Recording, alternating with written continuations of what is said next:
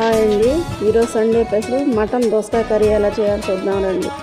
అలాగే లైక్ చేయండి, షేర్ చేయండి.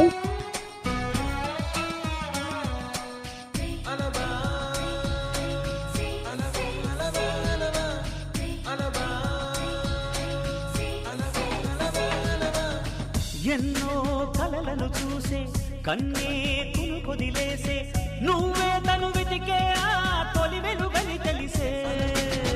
ఎన్నో కలలను చూసే కన్నే కుదిలేసే నువ్వే తను వెతికే ఆ తొలి వెలుగని తెలిసే.